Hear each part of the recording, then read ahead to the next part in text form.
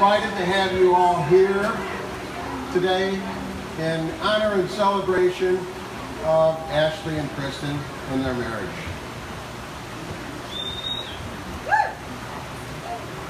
I want to extend a heartfelt thank you to all of you who have made the effort to come tonight. We know some of you came a very long way. Francis and Max came from Hamburg, Germany. That's a long way. Clara came from Portland, Oregon. Good friends Shelley and Judy, LA. And of course, we can't forget Sue and John Major, who came from San Diego. Others came from DC, New York City, Virginia, Dallas, New Orleans, Chicago, and our beloved Wisconsin. We truly appreciate the effort you all put forth to be here to help us celebrate a very, very grand occasion. I'd also like to acknowledge the extraordinary effort, creativity, and time that was put forth to put this whole thing together. And that goes to Kristen and Debbie and John. I think they deserve a round of applause.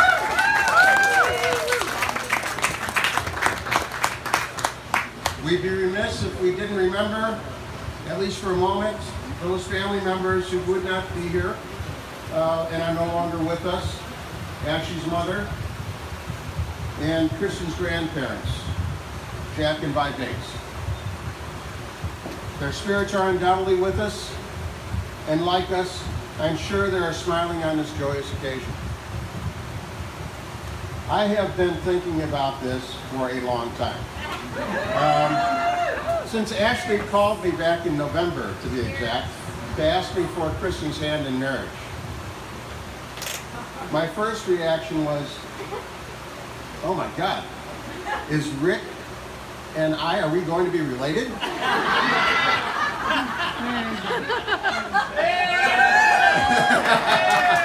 I've known the Coopers for a very long period of time.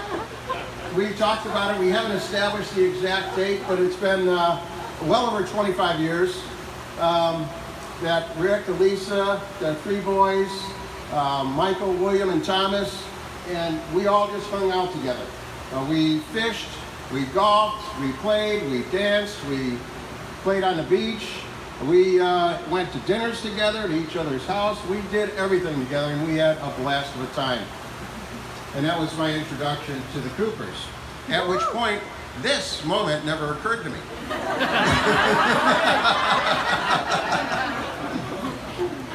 But in any event, after some initial interrogation, I conceded and allowed for this joyous event to take place. I truly did think it would be a good and grand opportunity for both of them, and I admired Ashley's courage to call me. Few people have done that before, so that's good. But it was the right thing to do. Now on to Kristen. She, as you probably most of you know, does not like to be the center of attention. And for years I have unintentionally embarrassed you, Kristen. And for that I want to just extend my sincere apologies and let you know that tonight is going to be different. This is intentional. So, what is it that a father can say about his daughter on his firstborn on her wedding day? I think I should start by letting you all know that Debbie and I, we were married young. By today's standards, certainly, we were married young. Young to get married and young to have kids. And we were as naive as we were young. At least I'll speak for myself here. I'll leave but I remember being in the delivery room, and we were in Evanston Hospital.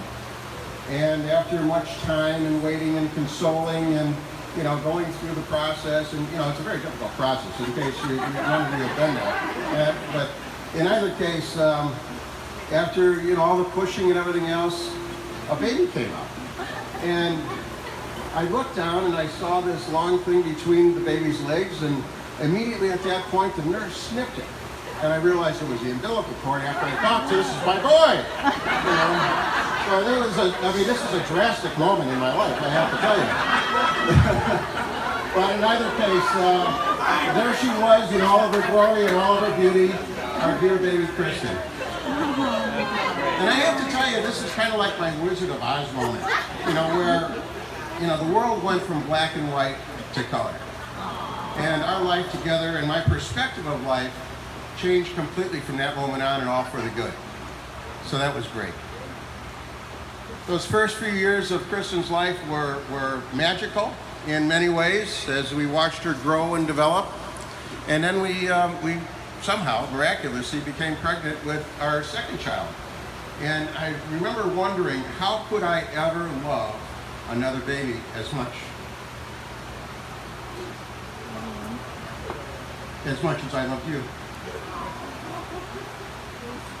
And the interesting thing is, when Matt was born, I immediately knew that you just love them differently, but the same. And all my worries went away.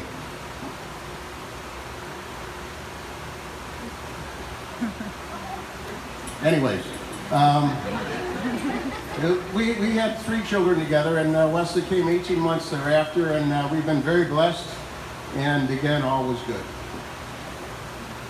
Now there's a